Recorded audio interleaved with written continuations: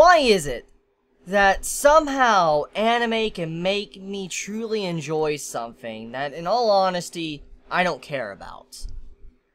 Volleyball, baseball, basketball, ice skating, dancing, so many things. Like, there's way more out there that I've not even mentioned. But why can anime do something so spectacular? Why can I enjoy things that honestly I don't care about? Because I don't care about real life sports. Just to be honest with all of you, I don't care about that stuff. But somehow, anime and manga is able to allow me to appreciate these things. Watching this series is something that I didn't think I would do. 6 months back, a couple of years ago, regardless, I didn't think I would watch a series like this. I didn't. It's not that I thought I would hate it, it's just like, I wouldn't think I would be interested in it because of what it's about. Dancing. It's a dancing anime. It's about dancing. Ballroom dancing. And when you think about that in your head, like, you just think about it. Someone that's not into dancing and all that, and can't dance, I'm a horrible dancer, usually you would probably have no interest. You'd be like, not even gonna watch. Skip. But somehow, me watching this series, I have truly enjoyed what I have seen. And I just gotta say right now that episode 2 carries over the greatness that the first episode had, with the emotion to the music, the art, the animation, the stylized movement with the character, especially Hyoda, I think that's how you say his name, Hyoda, at the end of the episode when he's moving. Just the way the episode was presented by Production IG is definitely what I would expect from them. Their entire team has worked on sports anime in the past. They definitely have a knack for making stuff like this, especially sports series, and you can see with all the years of experience that the team that's working on this series has built up, you could see that they're putting a lot of effort into this series, especially now in episode 2. I have to say, episode 2 is even better than episode 1, because there was a lot that you can gain from episode 2, and also a lot of things that you can gain to expect from the series. Like I said, the stylized movement, the way the character Hyoda was moving around at the end of the episode, seeing it the way he moved with that art, that animation, it reminded me of stuff I saw from Haikyuu. I remember seeing certain scenes that were very similar to that in Haikyuu, and when I saw that scene, I'm like, Production IG obviously hasn't lost their touch, but on top of that, they clearly wanted to showcase that when the dancing is important, they really want to go all out. I mean, the way the characters were dancing around the ballroom, it wasn't a lot there, like a lot of scenes, but it still looked very good, and you can get the emotion from it, and especially from the end of the episode too, when the main male character, Tatare, he was just looking at the dude, and he was like, holy hell, he's in a whole other world from me. He's crazy. I came here to talk down to him and put him down, but then I see this, like, I'm very naive. What could I have done? I mean, like, what was I about to do?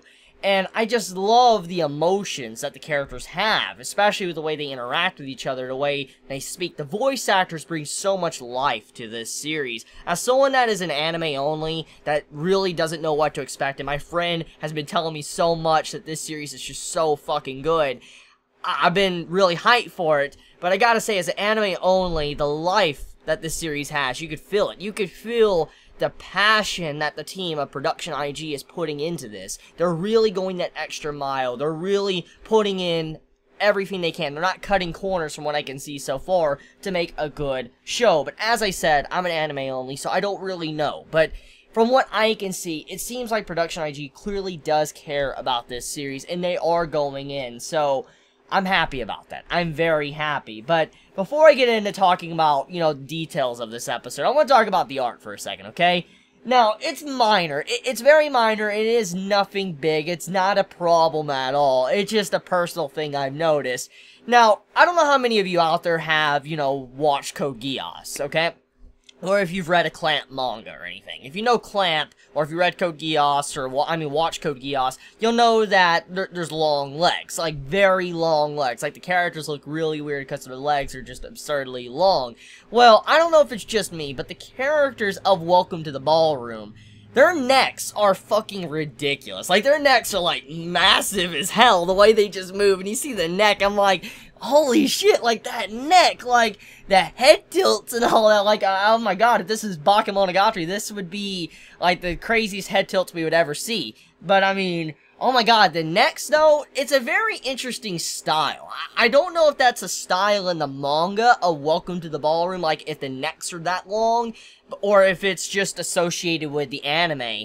But, regardless if it's from the manga or it's an anime-only trait, the necks are just so different from what I'm used to when it comes to the style of anime, and it's definitely what's really popping out to me. I feel like the reason why Production IG is doing that is because they want to put more emphasis on the way the neck is, but also the way the heads are, because when people are looking at someone dancing, they usually tend to focus around the face and the neck area because the way they're moving their body around, so I could probably see why they're putting that type of art style where you could focus in on that point, but it's very unique and very different from what I'm used to, and I could see how that could probably bother some because of the style of that. Now, like I said, it doesn't really bother me, because I'm used to different art styles and stuff in manga or anime I watch. I'm used to that, but I can definitely see that could be, you know, a turn-off to the series because of the way the style is, and art is subjective. I could see, you know, people not liking the series because of that. I mean, that's the truth. That's the harsh truth that many probably would do. But anyways, though, let's talk about the plot of the latest episode of Welcome to the Ballroom Episode 2. So, the plot of Episode 2, it's very similar to Episode 1. The main male character, he has now found what he wants to do. He's taking his time to learn how to be a dancer. He's trying to dance, and he's training. And so, much of this episode is him seeing actual professionals, someone that's moving up in the ranks, and like one of the best right now, and he gets to see this man perform in an actual competition. And since he gets to see a live competition, he realizes how the actual dancing, the ballroom dancing is, in a real competitive environment. And when he saw that, he saw beauty, he saw inspiration, and as I said in my first episode, Impressions, that is beautiful, because the series is very inspiring. Someone that doesn't know what to do with their life, they don't have a goal, they don't know what they could do, but then they find something and they strive to do that. Like I said, it's inspiring. And seeing how the main male character, how he's slowly falling in love with ballroom dancing, it's rather interesting, because that is what happens to people. Sometimes you discover something that you truly love without even knowing you loved it. Like, okay, let's say you were into, professional baseball, okay? Let's say for some reason all your life you had no interest in baseball. You never put too much thought into it, you had no interest in it, but one day someone, a friend, your dad, any family member, they threw you a bat and a ball and a glove or whatever. You started playing. You're like, holy hell, this is fun. And you never realized that you would enjoy this, and then from there, after so many years of not knowing what you can do, you find your passion. And that's kind of what's happening to our main male character. After all of these years of his life, he has finally found his calling, his passion for what he truly enjoys. If he becomes a top dancer, that's irrelevant. What really matters is this man is finding a dream. A dream is sparking while he is gaining passion for something. And you can see how it's slowly developing throughout Episode 1 and 2. Episode 1, he was very confused with his feelings. He didn't know how to feel. He was questioning why he even wanted to stay and dance in the first place. But then as he continued to dance throughout the entire night, he honestly didn't even realize time passed that much. That's how much he was enjoying what he was doing. He felt his passion, and that is what's going on throughout Episode 2. You see that passion taking shape. The flame is being lit to where the man is able to now realize he wants to progress his actual talent. He wants to dance. Even if he might not be the best dancer, and he is aware of this, he wants to become better because he's putting the effort into it. So I appreciate stories like this, seeing someone find their calling and trying to do what they think they want to do. It's beautiful. Now, speaking of characters finding their calling or passion, Hyoda, or however you pronounce his name. I know I'm saying that wrong. If I'm butchering his name, please don't kill me, okay? Please don't. But, the other character, I'm assuming he is the rival to the MC. I'm assuming so, because in these type of series, there usually is a rival, and I'm assuming he's going to be the rival of Tatara, our main male character. Also, Hyodo, he is someone that you can clearly see that has passion for what he's doing, but he's lost that initial spark. And hear me out.